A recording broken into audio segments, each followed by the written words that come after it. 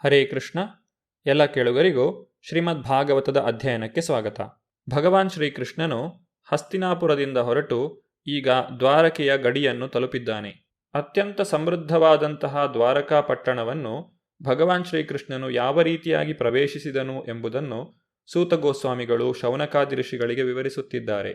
ಭಗವಂತನು ತನ್ನ ಆಗಮನವನ್ನು ಸೂಚಿಸುವಂತೆ ಮತ್ತು ಆ ಪುರನಿವಾಸಿಗಳ ಬೇಸರವನ್ನು ಶಮನಗೊಳಿಸುವಂತೆ ತನ್ನ ಮಂಗಳಮಯವಾದ ಶಂಖವನ್ನು ಊದಿದನು. ಭಗವಂತನ ದಿವ್ಯವಾದ ತುಟಿಗಳ ಸ್ಪರ್ಶದಿಂದ ಬಿಳಿಯ ಶಂಖವು ಕೆಂಪಾದಂತೆ ತೋರುತ್ತಿತ್ತು. ಬಿಳಿಯ ಹಂಸವೊಂದು ಕೆಂಪು ಕಮಲದ ಕಾಂಡದ ಮಧ್ಯೆ ಕ್ರೀಡಿಸುತ್ತಿರುವಂತೆ ಕಾಣುತ್ತಿತ್ತು. ದ್ವಾರಕಾಪುರದ ನಿವಾಸಿಗಳು ಇಹಲೋಕದ ಭಯವನ್ನೆಲ್ಲ ನಿವಾರಿಸಿಬಿಡುವ ಆ ಶಂಖಧ್ವನಿಯನ್ನು ಕೇಳಿ ಭಕ್ತರಕ್ಷಕನೂ ತಮ್ಮ ಬಹುದಿನಗಳ ಬಯಕೆಯ ಮೂರ್ತಿಯೂ ಆದ ಶ್ರೀಕೃಷ್ಣನ ದರ್ಶನಕ್ಕಾಗಿ ಓಡಿದರು. ಪುರಜನರು ತಮ್ಮ ತಮ್ಮ ಕಾಣಿಕೆಗಳ ಸಮೇತ ಶ್ರೀಕೃಷ್ಣನ ಮುಂದೆ ಬಂದರು. ಯಾರು ಪೂರ್ಣ ತೃಪ್ತನೋ ಸ್ವಪರಿಪೂರ್ಣನೋ, ತನ್ನ ಸ್ವಶಕ್ತಿಯಿಂದ ಇತರರಿಗೆ ಬೇಕಾದುದನ್ನು ನಿರಂತರವಾಗಿ ಒದಗಿಸಬಲ್ಲನೋ ಅವನಿಗೆ ಕಾಣಿಕೆಗಳನ್ನು ಅರ್ಪಿಸಿದರು. ಈ ಕಾಣಿಕೆಗಳು ಸೂರ್ಯನಿಗೆ ದೀಪವನ್ನು ಅರ್ಪಿಸಿದಂತಿತ್ತು. ಆದರೂ ಪಾಲಿತರು ಯಾವ ರೀತಿ ಸ್ವಾಗತಿಸುತ್ತಾರೋ ಅದೇ ರೀತಿ ಪುರಜನರು ಶ್ರೀಕೃಷ್ಣನನ್ನು ಸ್ವಾಗತಿಸುತ್ತಾ ಭಾವೋದ್ರೇಕದಿಂದ ಮಾತನಾಡತೊಡಗಿದರು. ಹೇ ಭಗವಂತನೇ, ನೀನು ಬ್ರಹ್ಮನೇ ಮೊದಲಾದ ದೇವತೆಗಳಿಂದಲೂ 4 ಕುಮಾರರಿಂದಲೂ ಕಡೆಗೆ ಸ್ವರ್ಗಾಧಿಪತಿಯಿಂದಲೂ ಪೂಜಿಸಲ್ಪಡುವವನು. ಜೀವನದ ಅತ್ಯುನ್ನತ ಶ್ರೇಯಸ್ಸನ್ನು ಪಡೆಯಬೇಕೆಂದು ಬಯಸುವವರು ಕೊನೆಗೆ ನಿನ್ನಲ್ಲೇ ಆಶ್ರಯವನ್ನು ಪಡೆಯುತ್ತಾರೆ. ನೀನು ಅತ್ಯಂತ ಶ್ರೇಷ್ಠನಾದ ಅಲೌಕಿಕ ಪ್ರಭು. ಯಾವುದರಿಂದ ತಪ್ಪಿಸಿಕೊಳ್ಳಲು ಸಾಧ್ಯವಿಲ್ಲವೋ ಅಂತಹ ಕಾಲವೂ ಕೂಡ ನಿನ್ನ ಮೇಲೆ ಯಾವ ಪ್ರಭಾವವನ್ನೂ ಬೀರಲಾರದು. ಹೇ ಬ್ರಹ್ಮಾಂಡದ ಸೃಷ್ಟಿಕರ್ತನೆ, ನೀನು ನಮ್ಮ ತಾಯಿ, ಹಿತೈಷಿ, ಪ್ರಭು, ತಂದೆ, ಗುರು, ಆರಾಧ್ಯ ದೈವ. ನಿನ್ನ ಹೆಜ್ಜೆಗಳನ್ನು ಅನುಸರಿಸಿ ನಡೆದು ಎಲ್ಲ ವಿಧದಲ್ಲೂ ನಾವು ಜಯಶಾಲಿಗಳಾಗಿದ್ದೇವೆ. ಆದುದರಿಂದ ನೀನು ಹೀಗೆಯೇ ನಮ್ಮನ್ನು ಸದಾ ಅನುಗ್ರಹಿಸುತ್ತಿರಬೇಕೆಂದು ಪ್ರಾರ್ಥಿಸುತ್ತೇವೆ. ನಿನ್ನ ಸಾನ್ನಿಧ್ಯ ಲಭಿಸುವುದರಿಂದ ನಾವು ಈ ದಿನ ಮತ್ತೆ ನಿನ್ನ ರಕ್ಷಣೆಗೆ ಒಳಪಟ್ಟೆವು. ಇದು ನಮ್ಮ ಅದೃಷ್ಟ, ಏಕೆಂದರೆ ನೀನು ಸ್ವರ್ಗದ ನಿವಾಸಿಗಳನ್ನು ಕೂಡ ಹೋಗಿ ನೋಡುವುದು ಅಪರೂಪ. ಪ್ರೀತಿಯ ಕುಡಿನೋಟದಿಂದ ಕೂಡಿದ ನಿನ್ನ ಮಂದಹಾಸಯುಕ್ತ ವದನವನ್ನು ನೋಡುವುದು ಈಗ ನಮಗೆ ಸಾಧ್ಯವಾಗಿದೆ. ಮಂಗಳಮಯವಾದ ನಿನ್ನ ದಿವ್ಯ ರೂಪವನ್ನು ನಾವೀಗ ಕಣ್ಣಾರೆ ಕಾಣಬಲ್ಲೆವು. ಹೇ ಕಮಲನಯನ ಪ್ರಭುವೇ, ನೀನು ನಿನ್ನ ಸ್ನೇಹಿತರನ್ನು ಮತ್ತು ಬಂಧುಗಳನ್ನು ಕಾಣಲು ಮಥುರೆ, ವೃಂದಾವನ ಅಥವಾ ಹಸ್ತಿನಾಪುರಕ್ಕೆ ಹೋದಾಗ ನೀನಿಲ್ಲಿಲ್ಲದ ಪ್ರತಿಕ್ಷಣವು ಕೋಟಿ ವರ್ಷಗಳಂತೆ ಕಾಣುತ್ತದೆ. ಹೇ ಅಚ್ಯುತನಾದ ಪ್ರಭುವೇ, ಆ ಕಾಲದಲ್ಲಿ ನಮ್ಮ ಸ್ಥಿತಿ ಸೂರ್ಯನಿಲ್ಲದ ಹೊತ್ತಿನ ಕಣ್ಣುಗಳಂತೆ ಅನುಪಯುಕ್ತವಾಗಿರುತ್ತವೆ. ನೀನು ಯಾವಾಗಲೂ ವಿದೇಶದಲ್ಲಿದ್ದರೆ ನಮ್ಮ ದುಃಖಗಳನ್ನೆಲ್ಲ ಪರಿಹರಿಸುವ ಮುಗುಳ್ನಗೆಯಿಂದ ಕೂಡಿದ ನಿನ್ನ ಆಕರ್ಷಕ ಮುಖವನ್ನು ನೋಡಲಾಗುವುದಿಲ್ಲ. ನಿನ್ನ ಸಾನ್ನಿಧ್ಯವಿಲ್ಲದೆ ನಾವು ಜೀವಿಸಿರುವುದು ಹೇಗೆ? ದ್ವಾರಕಾಪುರ ನಿವಾಸಿಗಳ ಮತ್ತು ಭಕ್ತರ ಮಾತುಗಳನ್ನು ಕೇಳುತ್ತಾ ಭಗವಾನ್ ಶ್ರೀಕೃಷ್ಣನು ದ್ವಾರಕೆಯನ್ನು ಪ್ರವೇಶಿಸಿದನು. ಶ್ರೀಕೃಷ್ಣನು ಎಲ್ಲರ ಮೇಲೆ ತನ್ನ ದಿವ್ಯ ದೃಷ್ಟಿಯನ್ನು ಬೀರಿ ಅವರೆಲ್ಲರ ಸ್ವಾಗತವನ್ನೂ ಸ್ವೀಕರಿಸಿದನು.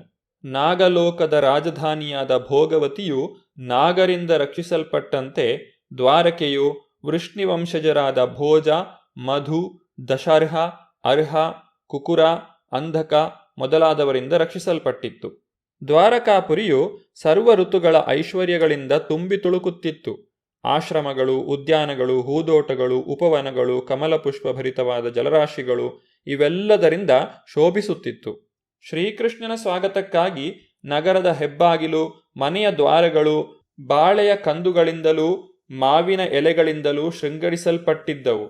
ರಸ್ತೆಯನ್ನು ಉದ್ದಕ್ಕೂ ಕಮಾನು ತೋರಣಗಳಿಂದ ಅಲಂಕರಿಸಿದ್ದರು. ಬಾವುಟಗಳು, ಹೂವಿನ ಹಾರಗಳು, ವರ್ಣಚಿತ್ರಗಳು, ಘೋಷಣೆಯ ಫಲಕಗಳು ಎಲ್ಲವೂ ಸೇರಿ ಸೂರ್ಯನನ್ನು ಮರೆಮಾಡಿದ್ದವು. ರಾಜಮಾರ್ಗಗಳು, ಉಪಮಾರ್ಗಗಳು, ಓಣಿಗಳು, ಮಾರುಕಟ್ಟೆಗಳು ಮತ್ತು ಸಾರ್ವಜನಿಕ ಸಭಾಸ್ಥಳಗಳು ಎಲ್ಲವನ್ನೂ ಸಂಪೂರ್ಣವಾಗಿ ಚೊಕ್ಕಟ ಮಾಡಿ ಸುಗಂಧ ಜಲವನ್ನು ಸಿಂಪಡಿಸಿದ್ದರು. ಶ್ರೀಕೃಷ್ಣನನ್ನು ಸ್ವಾಗತಿಸಲು ಫಲ, ಪುಷ್ಪ, ಮಂತ್ರಾಕ್ಷತೆಗಳನ್ನು ಎಲ್ಲೆಲ್ಲೂ ಚೆಲ್ಲಿದ್ದರು.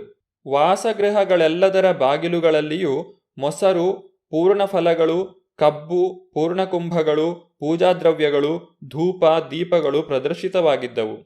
ತಮಗೆ ಅತ್ಯಂತ ಪ್ರೀತಿಪಾತ್ರನಾದ ಶ್ರೀಕೃಷ್ಣನು ದ್ವಾರಕಾಧಾಮವನ್ನು ಸಮೀಪಿಸುತ್ತಿರುವನೆಂಬುದನ್ನು ಕೇಳಿ ಉದಾರ ಹೃದಯದ ವಸುದೇವ, ಅಕ್ರೂರ, ಉಗ್ರಸೇನ, ಬಲರಾಮ, ಪ್ರದ್ಯುಮ್ನ, ಚಾರುದೇಶ್ನ ಮತ್ತು ಜಾಂಬವತಿ ಪುತ್ರನಾದ ಸಾಂಬ ಎಲ್ಲರೂ ಅತ್ಯಂತ ಹರ್ಷಿತರಾದರು. ಅವರು ತಮ್ಮ ವಿರಾಮ, ಆಸನ, ಭೋಜನಾದಿಗಳನ್ನೂ ತೊರೆದರು.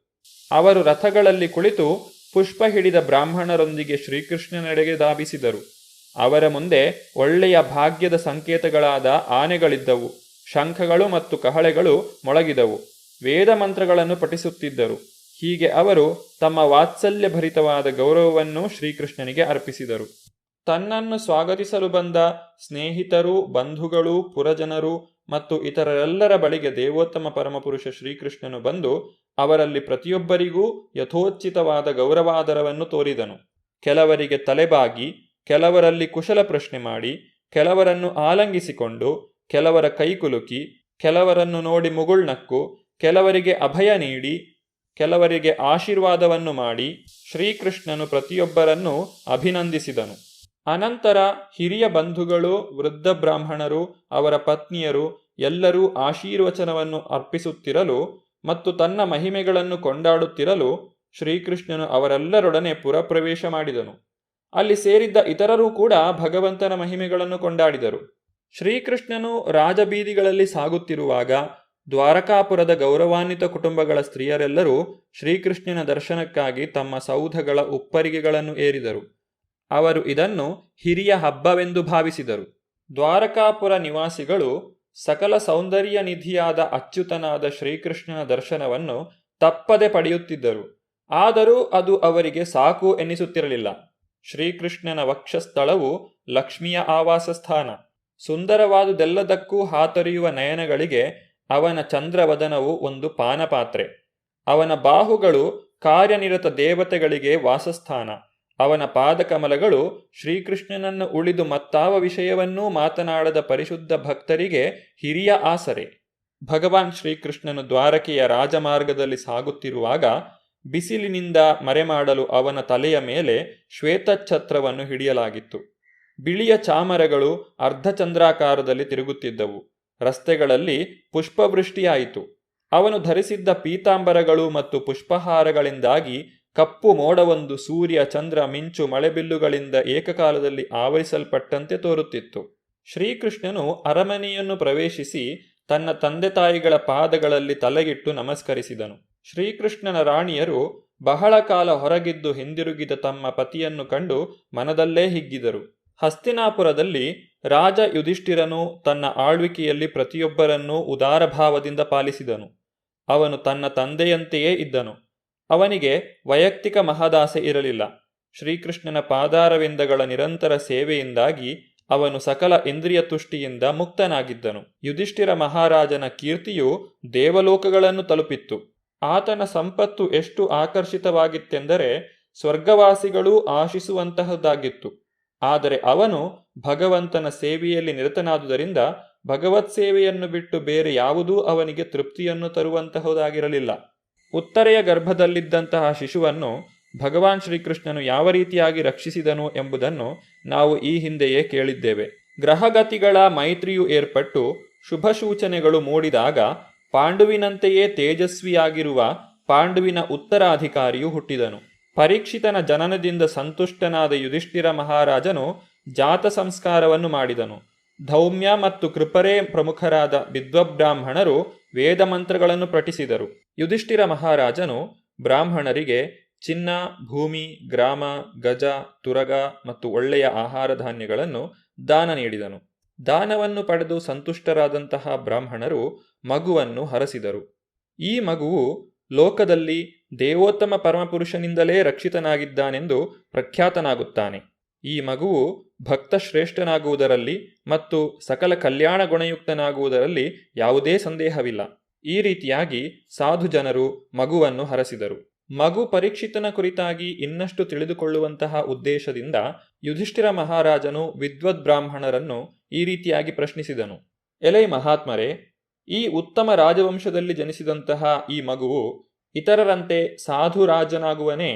ಪುಣ್ಯವಂತನೆಂದು ಹೆಸರು ಗಳಿಸುವನೇ? ತನ್ನ ಸಾಧನೆಗಳಿಂದ ಕೀರ್ತಿಶಾಲಿಯಾಗಿ ವೈಭವದಿಂದ ಬಾಳುವನೇ? ಯುಧಿಷ್ಠಿರ ಮಹಾರಾಜನನ್ನು ಉದ್ದೇಶಿಸಿ ವಿದ್ವದ್ ಬ್ರಾಹ್ಮಣರು ಈ ರೀತಿಯಾಗಿ ಉತ್ತರಿಸಿದರು. ಎಲೆ ಪ್ರತಾಪುತ್ರನೇ, ಹುಟ್ಟಿದವರೆಲ್ಲರನ್ನೂ ಪಾಲಿಸುವ ಈ ಮಗುವು ಸಾಕ್ಷಾತ್ ಮನುಪುತ್ರ ಇಕ್ಷ್ವಾಕು ರಾಜನಂತೆ ಇರುವನು. ಇನ್ನು ಬ್ರಾಹ್ಮಣ ಧರ್ಮಗಳನ್ನು ಅನುಸರಿಸುವ ವಿಷಯದಲ್ಲಿ, ವಿಶೇಷವಾಗಿ ಪ್ರತಿಜ್ಞಾಪಾಲನೆಯಲ್ಲಿ ಅವನು ದಶರಥ ಮಹಾರಾಜನ ಪುತ್ರನಾದ ದೇವೋತ್ತಮ ಪರಮಪುರುಷ ಶ್ರೀರಾಮನಂತೆಯೇ ಆಗುವನು. ಪರೀಕ್ಷಿತ ಮಹಾರಾಜನ ಭವಿಷ್ಯದ ಕುರಿತಾಗಿ ಇನ್ನಷ್ಟು ವಿಚಾರಗಳನ್ನು ನಾವು ಮುಂದಿನ ಸಂಚಿಕೆಯಲ್ಲಿ ನೋಡೋಣ. ಧನ್ಯವಾದಗಳು. ಹರೇ ಕೃಷ್ಣ.